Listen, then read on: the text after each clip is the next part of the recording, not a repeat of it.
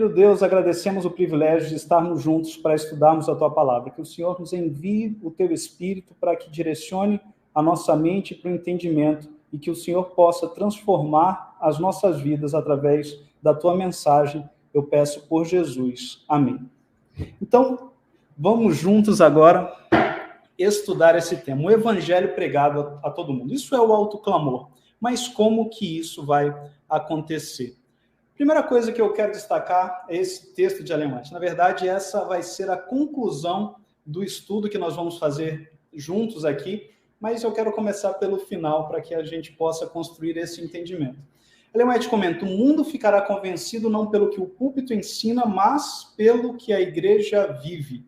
O ministério anuncia do púlpito a teoria do evangelho, mas é a piedade prática da igreja que demonstra o seu poder. Então, aqui a gente já tem o direcionamento. O evangelho vai ser pregado a todo mundo, o mundo vai ficar convencido não pelo que a gente ensina no púlpito, mas por aquilo que a gente vive. E para isso a gente precisa entender o que é o autoclamor, que foi o estudo que vocês acabaram de ter. Mas eu convido vocês a abrirem a Bíblia comigo para a gente relembrar aqui rapidamente, para aqueles talvez que não assistiram a outra palestra, você pode estar chegando agora, só para que a gente entenda o suficiente do autoclamor para tornarmos o entendimento do autoclamor prático. Abra a Bíblia comigo em Apocalipse. Apocalipse, pegue aí a sua Bíblia, eu vou ler aqui também junto com você. Apocalipse, no capítulo 18, no versículo 1. Esse capítulo do Apocalipse é onde é tratado sobre o autoclamor, que é como o evangelho vai ser pregado a todo mundo. Aqui em Apocalipse 18, já encontrou aí? Apocalipse 18, no versículo 1, diz assim: depois destas coisas, vi descer do céu outro anjo que tinha grande autoridade e a terra se iluminou com a sua glória. O autoclamor é quando a terra é iluminada com a glória do anjo. O pastor Gilson comentou isso. Aqui em Apocalipse 18, é dito justamente o momento em que isso acontece. A terra é iluminada com a glória do anjo aqui referido. Em Abacuque, você encontra essa mesma mensagem, mas no futuro. Diz que a terra se encherá do conhecimento da glória do Senhor. E aqui é dito o momento que a terra foi iluminada com a glória de Deus. Agora a gente precisa tornar isso prático. O autoclamor é quando a terra é iluminada com a glória de Deus. A primeira pergunta que a gente tem que fazer é: o que é a glória de Deus? Porque se a gente entende o que é a glória de Deus, a gente vai entender o que vai iluminar esse mundo, e assim a gente começa a entender melhor o que é o autoclamor. Eu perguntei para você: o que é a glória de Deus? Você sabe me responder isso? A resposta está em Êxodo. Abra comigo agora a sua Bíblia em Êxodo, lá no comecinho da Bíblia, Êxodo, no capítulo 33. Êxodo, capítulo 33, a gente vai ler juntos, nós vamos ler juntos aqui o que está nos versos 18 e 19 de Êxodo. Já encontrou aí? Porque esse é o momento, você se lembra da história de Moisés, em que ele pede o quê para Deus? Ele pede justamente para que Deus mostre a glória para ele. Veja só, o que a gente vai ver aqui em Êxodo, aquilo que Moisés pediu, vai ajudar a gente a entender o autoclamor. Porque o autoclamor é quando a glória de Deus ilumina esse mundo. O que é a glória de Deus? Vamos ver o que Deus mostrou para Moisés quando Moisés pede que ele mostre para Moisés, mostre a ele a sua glória. Então, Êxodo, no capítulo 33, versículo 18, diz assim: então ele disse, Moisés disse: rogo-te que me mostres a tua glória. O que será a glória de Deus? Qual que é a glória de Deus que vai iluminar esse mundo? E no versículo 19 diz: respondeu-lhe, Deus responde a Moisés: farei passar toda a minha bondade diante de ti e te proclamarei o nome do Senhor. Olha que interessante. Moisés pede para que Deus mostre a ele a sua glória. E o que Deus diz? Olha, eu farei que passe diante de mim toda a minha bondade. Deus começa a falar de um elemento do seu caráter e associa aqui também um nome. Proclamarei o nome do Senhor, porque o nome tem a ver com a glória de Deus. Então, quando Moisés pede para que Deus mostre a ele a sua glória, Deus começa a mostrar para Moisés o seu nome, o seu caráter. A gente sabe que na Bíblia o nome tem a ver com caráter. Eu não vou ler agora todos os textos, porque o nosso objetivo é outro, mas há muitos textos que estão relacionam o nome ao caráter e a glória de Deus ao nome. É por isso que os 144 mil que vão dar o autoclamor tem o quê? O nome de Deus. O nome de Deus está ali com 144 mil e eles vão mostrar o que é esse nome, vão mostrar a glória de Deus para o mundo. Então, vamos seguir agora para o momento em que Deus mostra a sua glória para Moisés. Como já vimos aqui, pela ideia, deve ser o caráter de Deus. Agora, capítulo seguinte, capítulo 34, os versículos 5 e 6, olha só o que diz. Este aqui é o momento que Deus mostra a sua glória para Moisés. O texto diz assim: tendo o Senhor descido na nuvem, ali esteve junto dele, junto de Moisés, e proclamou o nome do Senhor. Como eu disse, o nome é a glória de Deus, que é o seu caráter. Então, será que agora, no versículo seguinte, nós vamos ver elementos do caráter de Deus sendo proclamados?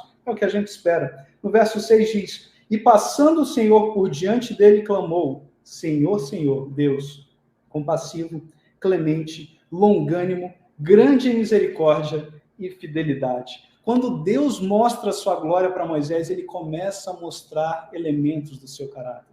Um Deus fiel, misericordioso, bondoso. Ele mostra o seu caráter porque a glória de Deus é o seu caráter. Ellen White diz isso de forma direta, ela diz: a glória de Deus é o seu caráter. Mas para você explicar o que é o autoclamor, você precisa conectar o texto de Apocalipse 18 com Êxodo. E aí você pode mostrar que a glória de Deus é o seu caráter. Então já entendemos o que é a glória de Deus. O que vai acontecer no autoclamor? O mundo se encherá, como diz Abacuque, do conhecimento da glória, do caráter de Deus. E Apocalipse 18 diz que a terra foi iluminada com a glória, com o caráter de Deus. Vai haver um momento em que este mundo, o mundo inteiro, vai conhecer o caráter de Deus. O mundo todo vai conhecer. Este mundo vai ser iluminado com a glória, com o caráter de Deus. Todos vão conhecer o caráter de Deus. Isso é o autoclamor. Então, a gente entendeu um pouco mais do que é o autoclamor. O nosso tema, o evangelho pregado a todo mundo. Então, próxima pergunta, já entendemos o que é o autoclamor, o que é a glória de Deus. Agora, como que isso vai acontecer? Como que o autoclamor será dado? Será que são anjos que vão vir e mostrar o caráter de Deus? Como que isso vai acontecer? E agora eu peço para que você pegue novamente a sua Bíblia e abra comigo em 2 Coríntios, no capítulo 4.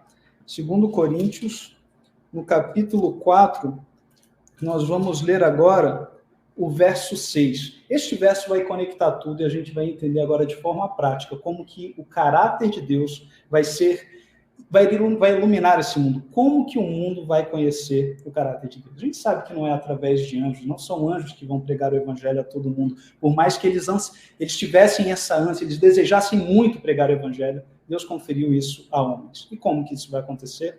Leia comigo. O texto diz assim, 2 Coríntios 4, versículo 6. Porque Deus que disse das trevas resplandeça a luz, ele mesmo resplandeceu em nosso coração. Deus vai resplandecer em nosso coração para quê? Para a iluminação do conhecimento da glória de Deus na face de Cristo. Então, 2 Coríntios deixa claro, 2 Coríntios retoma a linguagem profética de Abacuque e de Apocalipse e fala que a glória de Deus refletida em nós vai permitir que o mundo conheça a glória de Deus. Essa glória refletida em mim, em você, em nosso coração. A partir do momento que nós refletimos a glória de Deus, nós vamos mostrar o caráter de Deus para o mundo. Você entendeu agora por que do primeiro slide, que como eu disse ao final, o mundo ficará convencido não pelo que o púlpito ensina, mas pelo que a igreja vive. É Deus, quando eu realmente refletir o caráter de Deus, o autoclamor é dado. Teologicamente, pelos textos que vimos aqui, esse é o autoclamor. O autoclamor não tem a ver simplesmente com tecnologia para chegarmos a todo mundo, por mais que isso seja importante e a gente deva sempre usar a tecnologia. Mas o autoclamor é algo que vai muito além. É algo que vai ser prático. Você, na nossa vida, através do poder de Deus, que é só através do poder de Deus que isso pode acontecer. O caráter de Deus me transforma. E o caráter de Deus refletido em meu coração, como disse o texto de 2 Coríntios, vai poder mostrar para os outros o que é esse caráter, o amor de Deus, o amor abnegado. O caráter de Deus, de forma resumida, é justamente o amor abnegado. E é por isso que o mundo vai ficar convencido não pelo que eu digo, mas pelo que eu vivo. Porque, como vimos em 2 Coríntios, é o caráter de Deus refletido no meu coração que vai mostrar para as pessoas realmente o que é o amor abnegado. E o mundo vai se encher do conhecimento da glória de Deus. O mundo vai ser iluminado com o caráter de Deus. E vocês sabiam que isso começou já a acontecer? Você sabia disso? Não sei quantos já ouviram falar da mensagem de 1888 de Jones e Wagner. Em 1888 houve uma conferência geral e Jones e Wagner começaram a dar ali uma mensagem. E Ellen White diz que aquela mensagem iria nos levar para o céu. Era a última mensagem a ser dada para nos colocar no céu. Há muitos textos dela sobre esse assunto. Vale a pena estudar esse assunto e é algo muito interessante. Por quê? Porque ali perto de 1888, Ellen White faz a primeira declaração ali dizendo que Deus estava levantando pessoas para dar o alto clamor.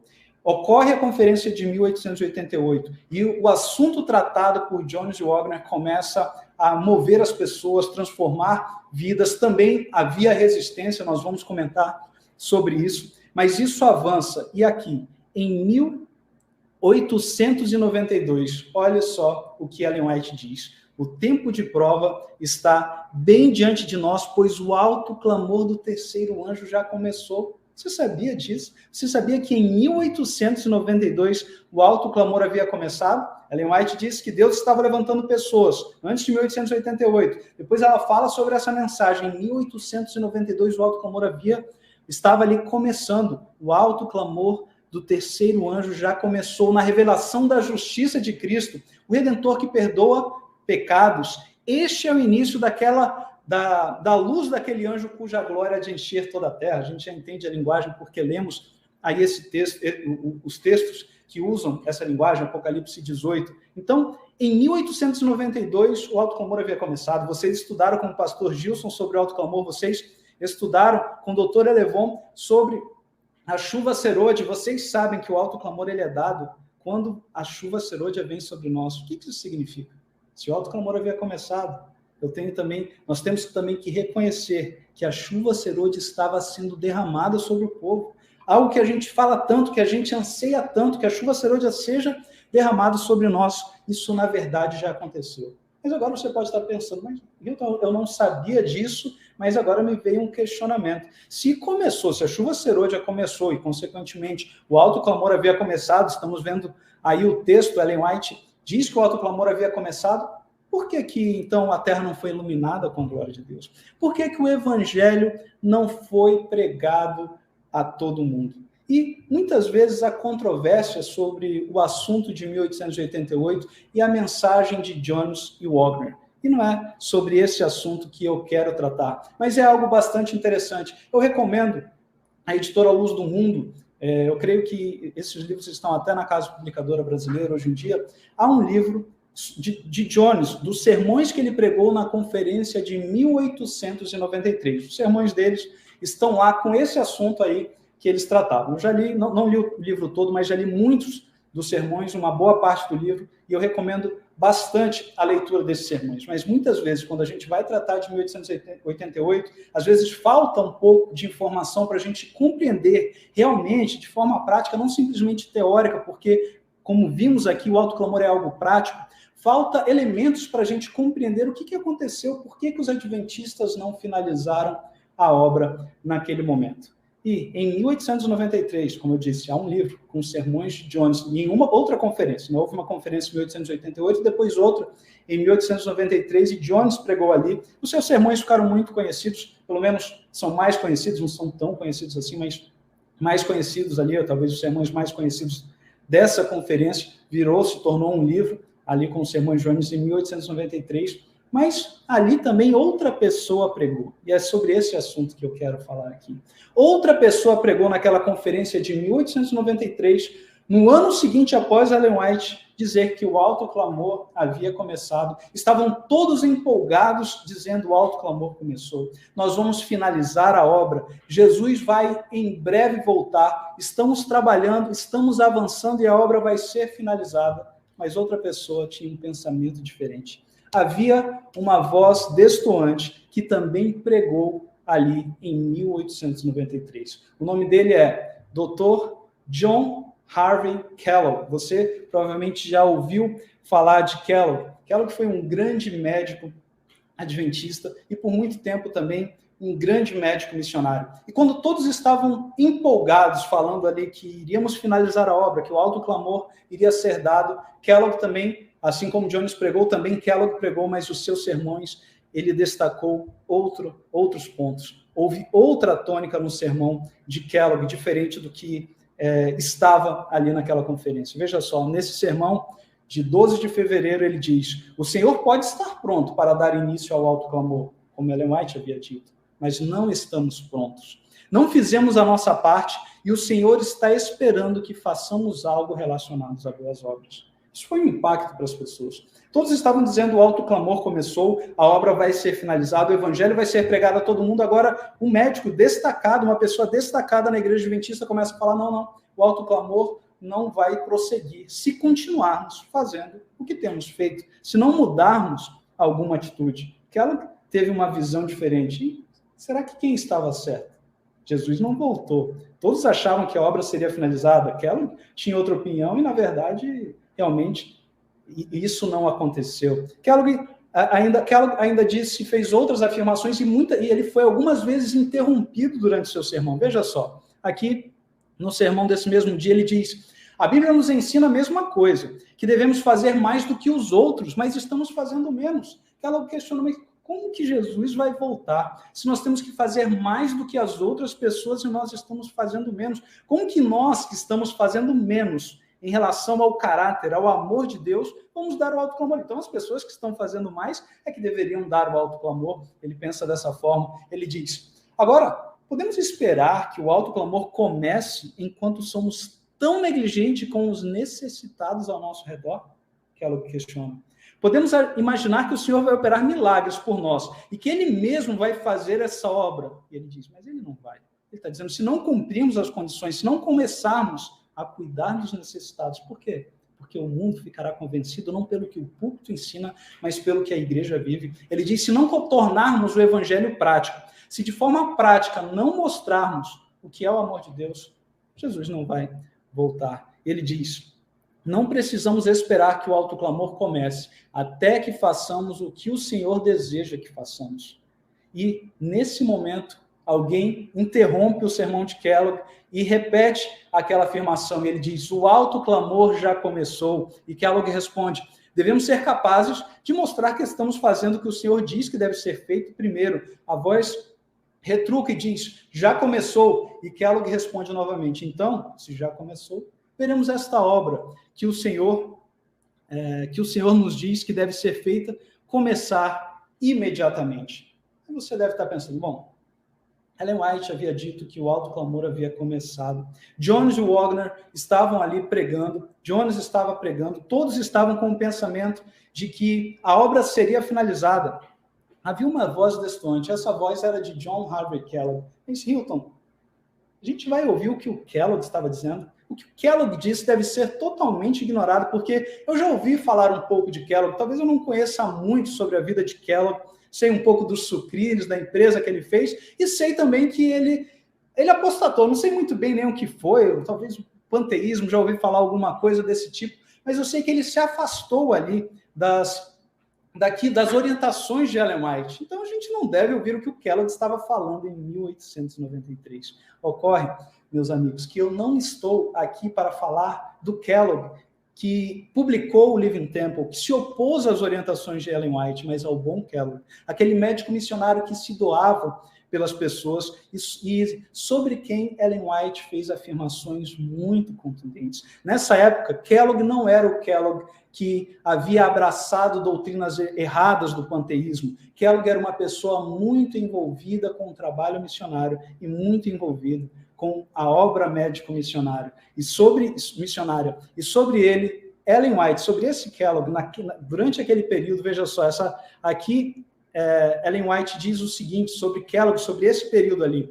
Após a reunião em Minneapolis, nesse contexto do alto clamor, após a reunião de 1888, ela diz: o Dr. Kellogg era um homem convertido, e não só isso. E todos nós sabíamos disso. Podíamos ver o poder convertedor de Deus operando em seu coração. Então, Ellen White diz que Kellogg, ele era um homem convertido e que era algo visível, as pessoas podiam ver na vida de Kellogg que ele era um homem convertido. Então, eu não estou falando aqui de alguém que estava desconectado da igreja nesse momento, eu estou falando de alguém em que o seu cristianismo era visível e que a mensageira do Senhor disse que ele era um homem convertido naquele momento. Não foi só isso, há muitas declarações de Ellen White sobre Kellogg nesse período, eu separei apenas algumas. Olha só, houve uma situação, vamos ler esse texto junto, vou só contextualizar para você, em que Ellen White foi e ela esteve na cidade onde o Dr. Kellogg estava, e eles eram amigos próximos, e Kellogg chamou para que Ellen White ficasse ali na casa dele, né, com os seus familiares, para que Kellogg pudesse hospedá-los em sua casa. Mas Ellen White não quis incomodar o Dr. Kellogg, e ela agradeceu e disse, não, Dr. Kellogg, não preciso, nós vamos procurar, vamos arrumar outro local para ficar. E Ellen White ouviu, Ellen White teve uma manifestação de Deus após recusar o convite do Dr. Kellogg. E ela comenta isso, ela diz assim, uma voz me disse, respeite a cortesia do Dr. Kellogg. Eu o escolhi como meu médico. Olha que privilégio.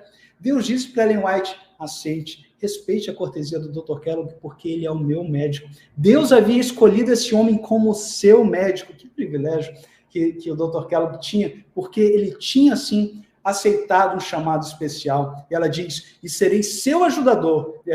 Deus diz para Ellen White que ele seria o ajudador de Kellogg se ele confiar totalmente em mim. E você, Ellen White, pode encorajá-lo. E Ellen White comenta, como a voz veio, com a voz, quando Deus disse sobre o Kellogg para ela, ela diz, com a voz veio uma fragrância como de lindas flores. E embora ninguém da família tenha visto o que eu vi e ouvido o que eu ouvi, ainda assim eles sentiram a influência do Espírito e estavam chorando, louvando a Deus. Olha que influência que houve naquele momento, quando Deus diz, ele é o meu médico, eu o escolhi, aceite a cortesia do Dr. Kellogg. Todos, mesmo os que não tiveram a visão, ficaram tocados. Ela disse que fragrância como de flores perfumaram o ambiente, as pessoas estavam chorando e louvando a Deus. Que manifestação interessante que ocorreu. Esse era o Dr. Kellogg, uma pessoa convertida, como Ellen White disse, uma pessoa totalmente entregue ao Evangelho. Na verdade, o Dr. Kellogg ele teve muito destaque, você já, talvez, quem conhece um pouco mais, saiba aí das suas invenções. Ele colaborou muito para a obra médica missionária, aí está, né? Algumas invenções que ele fez ali para aquela época, para ajudar as pessoas em atividade física. Ele montou muitos equipamentos, muitas coisas para que as pessoas pudessem ter atividade física e para recuperar os seus pacientes com o remédio de Deus. O Dr. Kellogg, ele estava à frente da medicina. Ele era a cabeça, ele não era a cauda. Ele não estava procurando aprender com outras pessoas, ele estava ensinando. Infelizmente, às vezes a gente deixou um pouco a mensagem de saúde de lado e muitas vezes a gente tem que aprender porque outras pessoas estão tomando a nossa frente. Outras pessoas estão aí ensinando, dando cursos sobre saúde, até ensinando a viver no campo. Muitas mensagens que a gente podia estar dando, ensinando as pessoas, mas que a gente aprende agora com o mundo, com pessoas que não têm a nossa fé, mensagens que a gente já tem há muitos anos, mas não na época do Dr. Kellogg. Dr. Kellogg, ele não estava atrás, ele ensinava, ele estava à frente. Aquilo que nós lemos na Bíblia, que nós devemos ser cabeça e não cauda. A Bíblia diz, emprestará muita gente, porém tu não tomarás emprestado.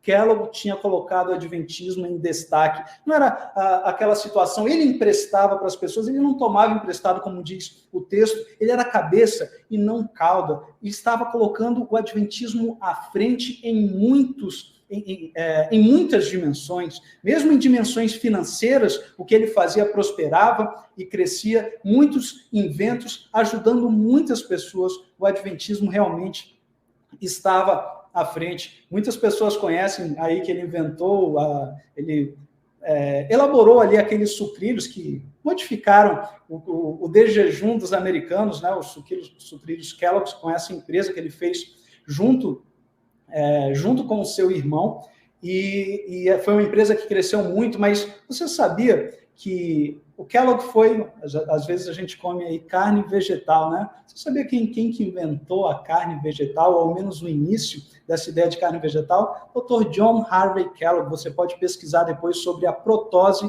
e sobre a nutose. John Harvey Kellogg inventou esse tipo de proteína vegetal que depois foi progredindo, e aqui a gente tem também o anúncio das carnes vegetais de Barrow Creek que estavam ali sendo vendidas. Ele estava à frente. A indústria adventista estava acelerando conforme a orientação profética. Em muitos aspectos, Kellogg estava colocando o adventismo como cabeça e não como cauda. É desse Kellogg que eu estou falando, não do Kellogg que, infelizmente, se desviou alguns anos depois. E sabe por que Kellogg colocou o adventismo à frente? Acima de tudo, porque esse homem era um homem envolvido com a obra médico-missionária, porque ele estava sempre ouvindo as recomendações de alguém. Na verdade, as recomendações de Deus através de Ellen White. Aqui eu deixei esse texto em inglês, porque eu tirei a foto mesmo ali que estava, do que colocava Kellogg à frente. É uma conversa aí que ele tem com o Dr. Paulson, Dr. David Paulson, médico missionário que eu gosto muito também. Ele pergunta para o David Paulson: você sabe o que me permitiu colocar o sanatório de Barrow Creek sempre 5 anos à frente da profissão médica? Veja, o sanatório de Barrow Creek estava sempre 5 anos à frente da profissão médica. E o que ele diz? Quando algo novo é trazido, e ele comenta aí que sempre na medicina, né, havia esse déficit aí de 5 anos, porque as pessoas tinham que analisar uma ideia nova para saber se era boa ou não, mas ele fala, quando essa coisa nova era trazida, eu simplesmente pegava essa coisa nova e via se estava em harmonia com aquilo que Ellen White diz em seus escritos. Ele era um estrito seguidor das recomendações de Ellen White. E ele fala, quando saía algo novo na medicina, eu olhava, será que isso está de acordo? Ele diz, se não estava de acordo, eu já rejeitava imediatamente. Eu não precisava esperar esses 5 anos em que a coisa fica sendo analisada. E se a coisa era boa, eu imediatamente já a adotava. Eu não esperava esses 5 anos. Isso permitiu. Por eu seguir os conselhos da mensageira do Senhor, isso permitiu que eu sempre colocasse o sanatório de Barrow Creek 5 anos à frente. Esse era o Dr. Kellogg, que estava em atividade e começou a pregar que nós não iríamos dar o alto clamor. E Ellen White, sobre ele, veja, aqui nós temos uma afirmação de Ellen White de 1897, alguns anos após 1893, quando Kellogg tinha pregado aqueles sermões dizendo, se nós não mudarmos, se a igreja não começar a ter obras diferentes, nós não vamos dar o alto clamor. O que Ellen White comenta aí sobre Kellogg? Ela diz, o exato trabalho que o Dr. Kellogg tem conduzido é o tipo de trabalho que todas as nossas igrejas têm a obrigação de fazer sobre a relação de aliança com Deus. Olha só, ela diz o seguinte, o que a igreja tem que fazer é exatamente aquilo que o Dr. Kellogg está fazendo. Não apenas o que ele está chamando a atenção nos seus sermões, mas o que ele tem feito. E ela comenta, devem amar a Deus supremamente e ao próximo como a si mesmos. Eles devem compreender, todos vós sois irmãos, não há favoritos para Deus. Todos somos irmãos. As pessoas com quem entramos em contato, todas elas são nossos irmãos. Aquelas pessoas que às vezes você não gosta, você olha com uma forma diferente, seja com desprezo, por não dar valor àquela pessoa, ou você achar aquela pessoa arrogante. Todos somos irmãos, não há favoritos para Deus, e Deus quer alcançar todas as pessoas, e que ela procurava justamente amar a Deus e ao próximo sem favoritos. E essa obra que Kellogg fazia, Ellen White disse, é o exato trabalho que toda a igreja tem a obrigação de fazer sobre a relação de aliança com Deus. E aí, qual que era esse trabalho? Que relação isso tem a ver com pregar o evangelho a todo mundo? Bom, se esse é o trabalho que a gente tem que fazer, vamos descobrir aqui o que o Dr. Kellogg estava fazendo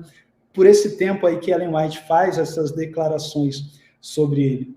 Veja só, aqui em um relatório, aqui não é dos sermões de Kellogg de 1893, mas um relatório de 1891, muito próximo também daquela época, para o boletim da Conferência Geral. E olha o que ele diz. Planejamos, ele e a sua esposa, criar nós mesmos 40 ou 50 filhos. Já pensou? Que pessoa comprometida, que pessoa abnegada. Ele falou, a gente planeja criar 40 ou 50 crianças. Eles começaram o orfanato, eles não só planejaram, mas eles cuidaram de quase 50 crianças, mais de 40, quase 50 crianças. Se eu não me engano, foi 47 ou 48, não tenho certeza, de crianças que eles ali praticamente, que eles adotaram, muitas delas, a maioria delas, eles realmente adotaram e cuidaram de outros sem adotar. E ele diz, assim que conseguirmos dinheiro, vamos investi-lo nas crianças. Que pessoa abnegada. Quando conseguimos dinheiro, a gente vai investir em crianças. Tenho feito isso há vários anos. Cada dólar que pode ser economizado em outras despesas necessárias vai para a educação das crianças. Ele pegava, ele tinha muitos recursos, ele tinha dinheiro, ele falava, cada dinheiro que eu conseguir economizar, eu vou colocar para educar crianças. E ele diz, não acredito que tenhamos o direito de acumular dinheiro. Aqui quem está falando não é uma pessoa pobre, não é ideias que nós devemos rejeitar ali como o socialismo. O socialismo diz, aquilo que é seu é meu, mas o cristianismo diz, aquilo que é meu é seu. Kellogg era um homem cheio de bens, e ele disse, não acredito que eu tenho o direito de acumular dinheiro.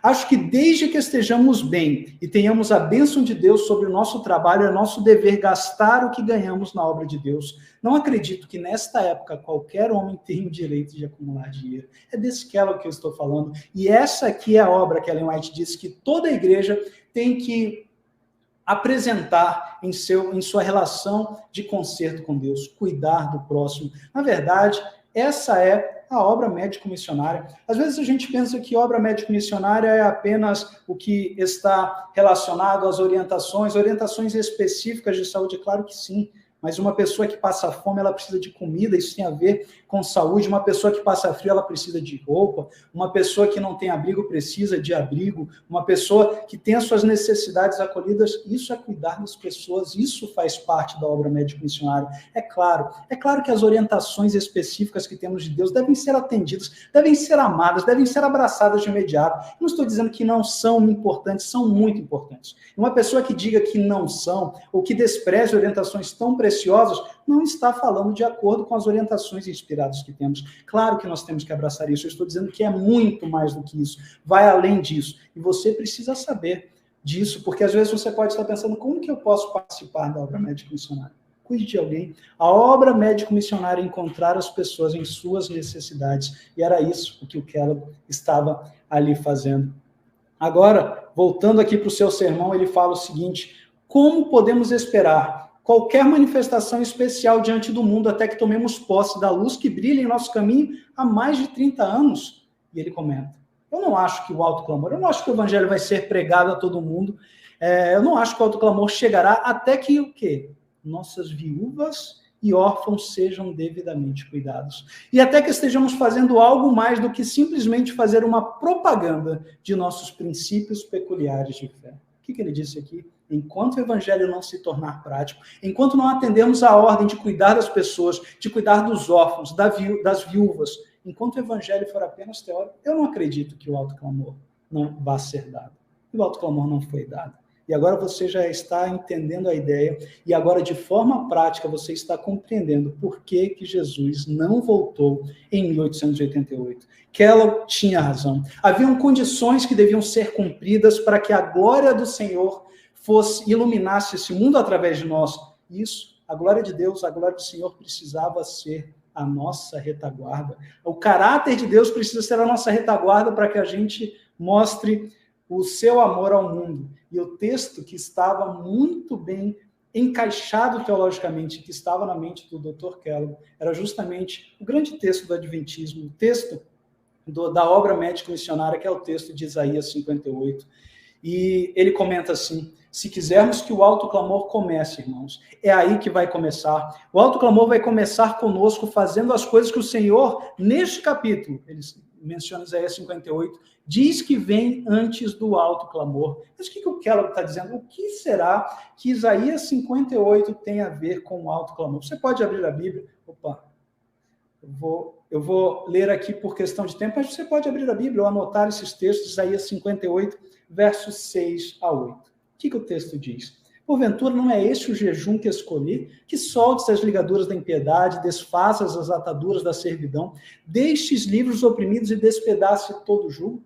Porventura não é também que faças o quê? Que repartas o teu pão com o faminto. Um evangelho prático, que recolhas em casa os pobres e desabrigados. Você recolhe aquelas pessoas que têm necessidade, e se vires o nu, o cubras e não te escondas do teu semelhante. Então romperá a tua luz como a alva, a tua cura brotará sem detença, a tua justiça irá diante de ti, e a glória do Senhor será a tua retaguarda. O que é o alto clamor? é o momento em que nós mostramos a glória de Deus para o mundo. Foi isso que vimos nos primeiros textos que lemos aqui. Kellogg estava atento a isso. Não é apenas um pensamento, mas teologicamente correto, para a glória de Deus ser a nossa retaguarda. E para mostrarmos a glória de Deus ao mundo, precisamos repartir o nosso pão com o faminto, recolher em casa os pobres e desabrigados, vestir o nu, cuidar da saúde das pessoas, nos doar precisamos nos doar para o nosso próximo. É isso que precisamos fazer, viver de forma prática o amor abnegado. O mundo não ficará convencido pelo que o púlpito ensina, mas pelo que a igreja vive. E o Dr. Kellogg conectou muito bem e de forma muito acertada o texto que estamos vendo aqui. A glória do Senhor que é dita em Apocalipse 18 está no texto de Isaías 58. E aqui está a condição para que a glória do Senhor seja a nossa retaguarda. Nós lemos Apocalipse 18. É um momento em que o mundo é iluminado com a glória de Deus. Mas o que é? É uma necessidade. Olha só, depois que fizermos as coisas que estão aí em azul, então, é uma condição. Então, aí vem a consequência. Aí sim a glória do Senhor será a nossa retaguarda. Por isso que Kellogg, de forma muito atenta, diz: as outras pessoas estão fazendo mais que nós. As outras pessoas têm alimentado mais o faminto, mais os pobres, têm recolhido mais os pobres necessitados em sua casa, dando roupas, vestido nu. Como que nós vamos dar o alto clamor? A glória do Senhor vai ser a retaguarda deles e não a nossa. Se nós queremos dar o alto clamor, existe uma condição. Então, a glória do Senhor será a retaguarda e devemos fazer isso. E é isso que Kellogg estava fazendo. Ele não cuidava apenas de crianças, não era isso apenas que ele e a sua esposa faziam. Inclusive, Ellen White confiava muito na educação da esposa de Kellogg. Ela disse que se tivesse que deixar os seus filhos com alguém, deixaria com a esposa de Kellogg. Ela, inclusive, escreveu um livro sobre educação, a esposa de Kellogg. Mas não era apenas nisso que Kellogg estava envolvido, não. Kellogg, ele tinha trabalhos nas cidades, ele cuidava de pessoas, de mendigos, de bêbados. O Dr. Paulson, o Dr. David Paulson junto, outros médicos missionários conhecidos desse início da obra médica missionária adventista, tinham obras médico-missionárias nas cidades, em Chicago, em muitos lugares em que eles estavam cuidando das pessoas. Muitas pessoas iam ali e não tinham a vida restaurada, mas nem por isso. Muitas pessoas não se tornavam adventistas, mas nem por isso eles deixaram de cuidar das pessoas. Kellogg sempre dizia: olha, Jesus, ele foi e ele curou ali 10 pessoas. Apenas um voltou para agradecer. Mas Jesus não deixou de curar os 9 por causa disso. A gente precisa fazer o bem por fazer o bem. Eles continuavam cuidando das pessoas, mas muitos voltavam para agradecer, entre aspas, porque muitos se converteram. Bêbados deixaram a bebida e passaram a cuidar daqueles locais, passaram a ser líderes em sua igreja, porque foram atingidos pela obra médico-missionária, pelo amor abnegado de Deus. Era essa obra que Kellogg estava fazendo. Ellen White, comentando sobre Isaías 58, que ela diz que é ali que está o remédio para o egoísmo, ela diz: por favor, leia Isaías 58. Soltou você as ligaduras da impiedade, tem buscado desfazer as ataduras da servidão, deixado livres os oprimidos e despedaçado todo o jugo. Tem repartido o seu pão com o faminto e recolhido em casa os pobres desabrigados e vestidos nus. E aí ela diz: se há uma condição.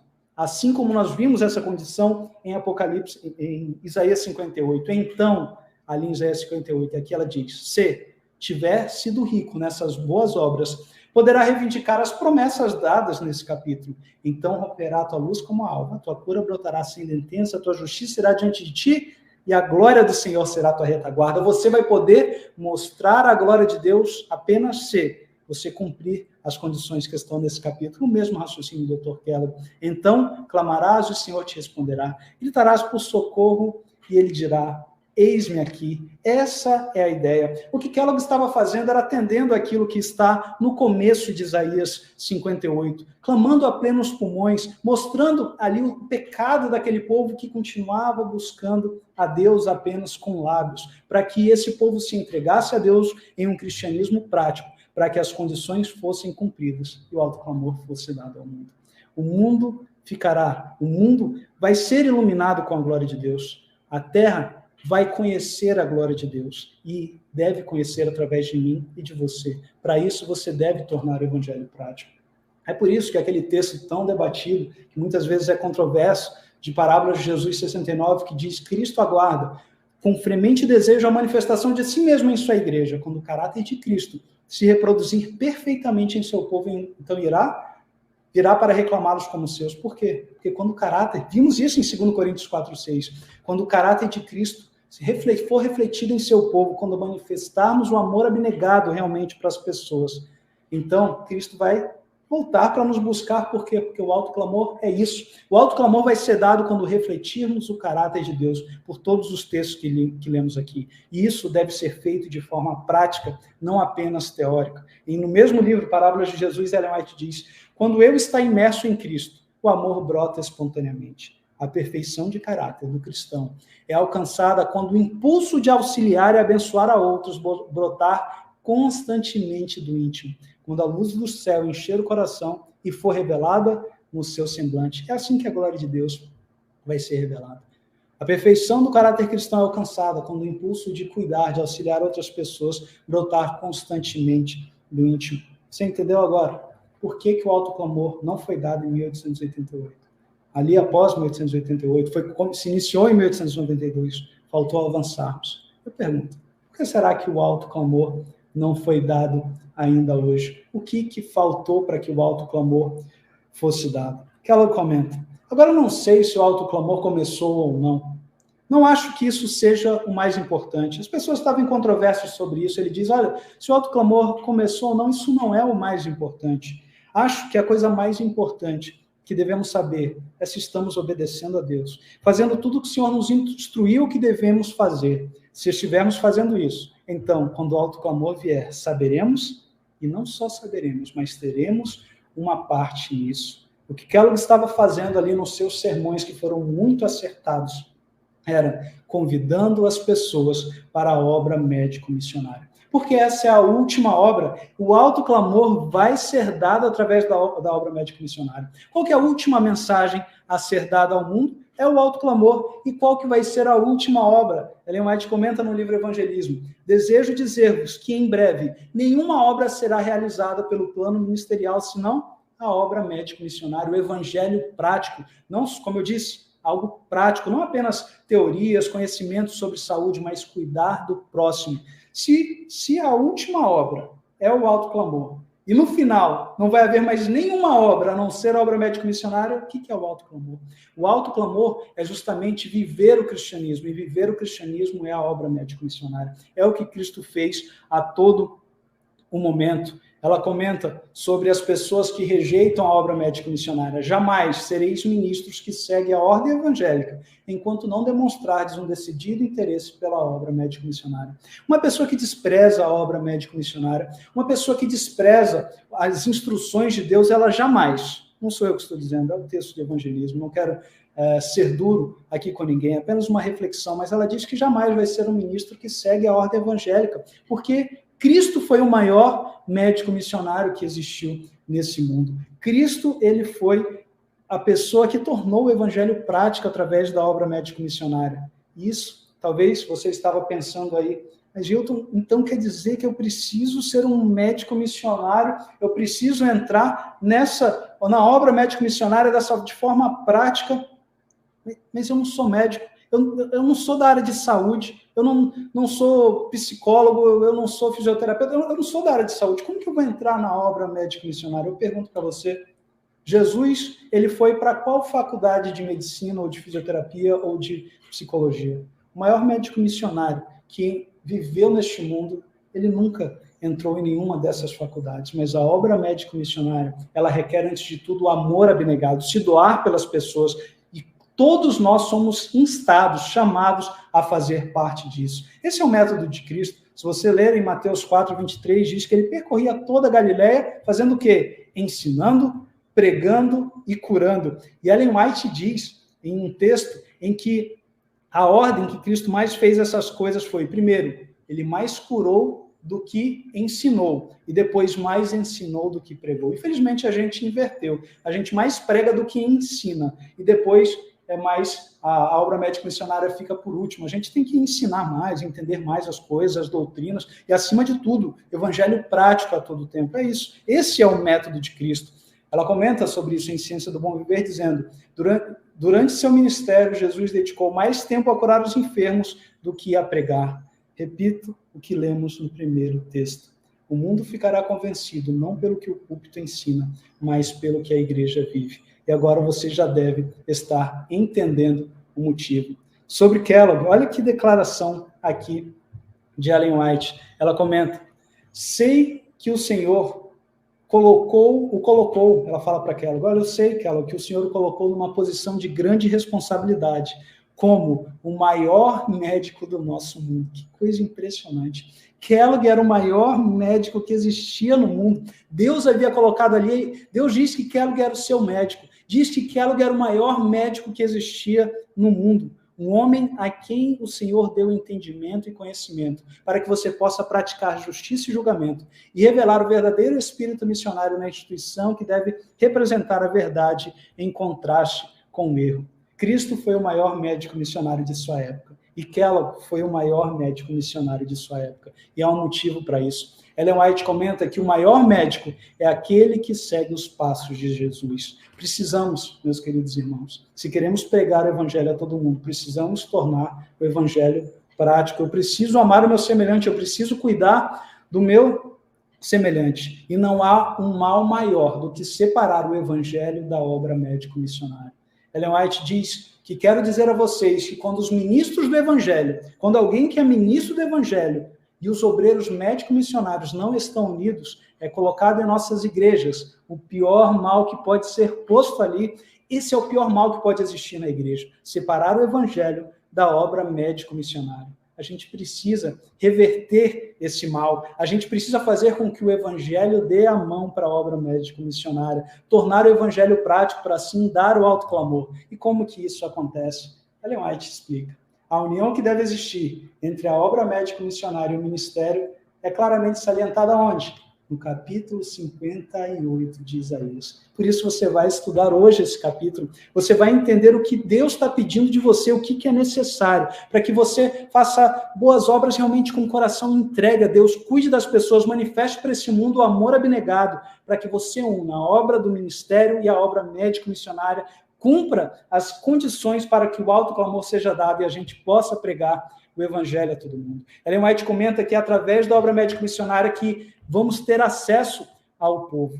E eu termino aqui a nossa reflexão, dizendo que esse chamado, esse convite para que você participe da obra médico-missionária, vai muito além disso. É um convite para que naquele dia você esteja à direita de Deus, escutando: vinde benditos do meu Pai, recebei por herança o reino que vos está preparado. Eu digo para você sem medo de errar, não vai haver uma pessoa do lado direito que não estiver envolvida nessa obra, que não estiver envolvida na obra médico-missionária. E eu posso mostrar isso aqui no texto para você. Não vou ler aqui todo o texto para não tomarmos tempo, mas você se lembra: o rei dirá: vinde benditos do meu Pai. Por quê? Porque ele diz: tive fome e me deste de comer. Isaías 58 diz: repartas o teu pão com o faminto.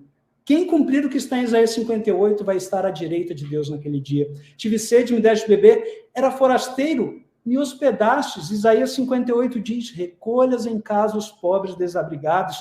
Estava nu e me vestistes. Isaías 58 diz: se vires o nu, o cubra. Estava preso e foste ver-me. Isaías 58 diz: não te escondas do teu semelhante. O convite para a obra médico-missionária é um convite para que o autoclamor seja dado, para que você faça parte das pessoas que vão dar o autoclamor ao mundo. E é um convite para que naquele dia você esteja do lado direito ali do rei. Você esteja do lado direito do rei com aquelas pessoas que vão ouvir: vinde benditos do meu Pai, recebei por herança o reino que vos está preparado desde a fundação desse mundo. Que nós possamos tornar o evangelho prático, porque Cristo almeja ver o seu caráter reproduzido em sua igreja. Cristo deseja ver a obra médico-missionária realmente voltando para a sua igreja. Ele quer que os seus métodos de mostrar o amor para as pessoas se tornem realmente práticos. Fica o convite para que todos entrem na obra médico-missionária, pois esse não é um chamado para pastores, para médicos, para fisioterapeutas. Esse é um chamado para todos, Ellen White diz, e aqui eu finalizo, atingimos um tempo em que todo membro da igreja deveria utilizar, take hold, deve se envolver com a obra médico-missionária, tornar a obra médico-missionária prática em sua vida. Hoje fica o convite para que você seja um médico missionário, para que você cuide das pessoas e assim mostre para esse mundo o caráter de Deus e o mundo possa se encher do conhecimento da glória do Senhor. Que Deus abençoe a sua vida, o seu propósito. Amém. Obrigado, Hilton. Que bênção. Deus seja louvado. Nós vamos falar um pouquinho mais sobre esses assuntos, mas realmente não precisa ser médico, né? Só precisa ter boa vontade e, de fato, deixar Deus trabalhar em nós. E aí as coisas vão acontecer. Mas muito obrigado, Hilton. Deus seja louvado pela tua vida, pelo teu ministério, que continue avançando. Neste momento, nós vamos ter um louvor especial e logo em seguida você volta para fazer a oração, tá bem?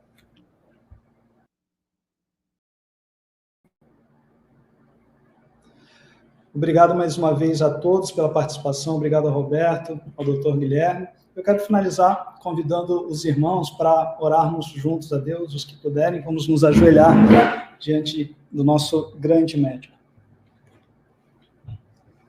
Querido Deus, agradecemos pelos momentos de estudo que tivemos e que o Senhor continue abençoando este dia de vigília, que o Teu Santo Espírito possa se mover na mente de cada um de nós, poderosamente, cada pessoa que está palestrando, escutando, para que a nossa vida possa ser modificada e possamos pregar o Teu Evangelho a todo mundo. Que o Senhor abençoe cada momento que vai se seguir, eu peço por Jesus. Amém.